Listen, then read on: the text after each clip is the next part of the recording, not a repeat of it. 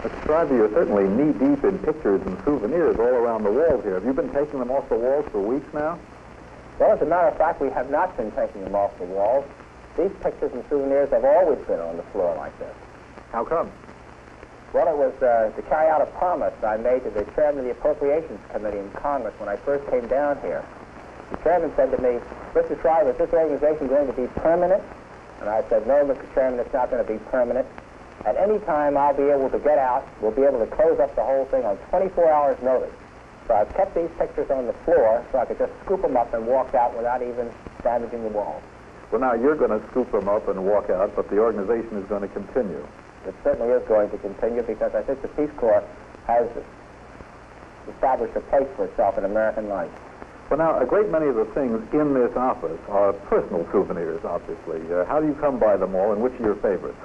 Well, it's hard to say which are my favorites, but one of the things one of my first presents is this hat up here, which I've always cherished. It's hung up here next to my desk ever since the first days of the Peace Corps. This is a Mexican sombrero. I guess that's obvious, but how I got it is not so obvious. I was attending the first graduation of Peace Corps volunteers in El Paso, Texas, and some of the fellows on the Peace Corps staff went out with me.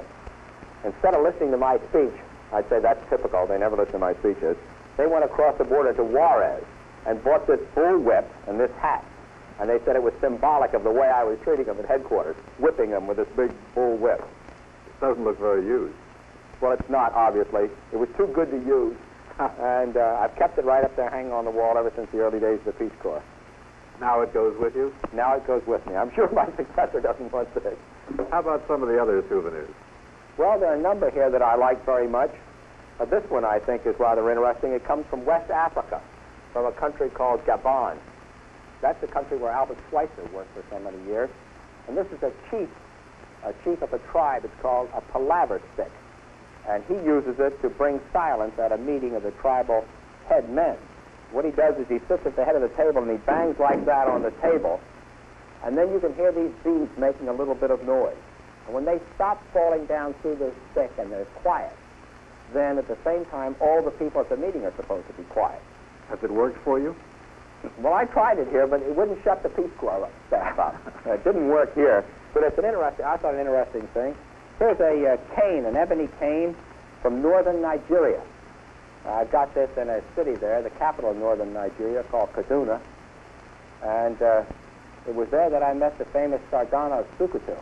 This impressive display is one of the great awards which has been given to the Peace Corps by nations outside of our own country. This comes from the Magsaysay Foundation in the Philippine Republic. Magsaysay, whose picture is here, was the first president of the Philippines after World War II. He was the one who brought the Philippines to freedom and independence. And this award is known as the Nobel Prize, or the Nobel Peace Prize of Asia. It was given to the United States Peace Corps, as you can see here, for work done by the volunteers in all of Asia, in about 15 different countries. They also gave us, in addition to this medal in the picture, a check for $10,000. And I liked it because when the Peace Corps got it, the Peace Corps was the first non-Asian organization ever to be selected for this award. So it was an award given not by Asians to Asians, but in this case, by Asians to Americans. The first time that ever happened. We thought it was a great tribute to the Peace Corps. I see you have a White House pen. Well, yes, I do. This pen, of course, means a tremendous amount to me. The pen is the pen that President Kennedy used to sign, as you see him in this photograph, to sign the Peace Corps Act, which he did sign on the 22nd of September, 1961. It was a very small ceremony, you can see.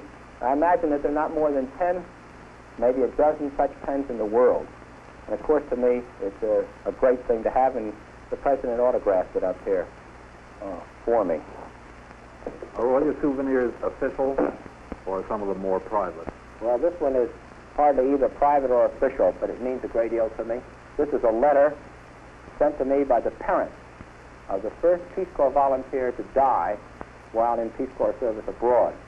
This young man, his name was David Crozier, came from West Plains, Missouri. He was killed in an airplane crash in Colombia. And after he died, his parents wrote me this letter, and it's become sort of a part of the great tradition of the Peace Corps. Let me just read you the last paragraph here. It says, "Again, let us thank you for giving David the opportunity to serve through the Peace Corps. During his first days in Columbia, he wrote us a letter saying, 'Should it come to it, I had rather give my life trying to help someone than to have to give my life looking down a gun barrel at them.'" And then the parents added this sentence, "We are not sorry he went to Columbia." Even today when I read that, it makes my blood run faster. To me, it was a great example of the kind of parents who make the Peace Corps possible, because the attitude that they had certainly was in this boy's personality and makeup. It's why he volunteered, obviously. I've always had great respect for them as a result of this letter and other things. We named our camp in Puerto Rico, where we trained Peace Corps volunteers, we named it after this couple, Camp Crozier. I hope most of your mementos are not that sad. Well, they're not all that sad by any means. The Peace Corps, among other things, has been a place where everybody, I believe, has had a wonderful time. It's good fun here. Everybody enjoys themselves. This is just a different note.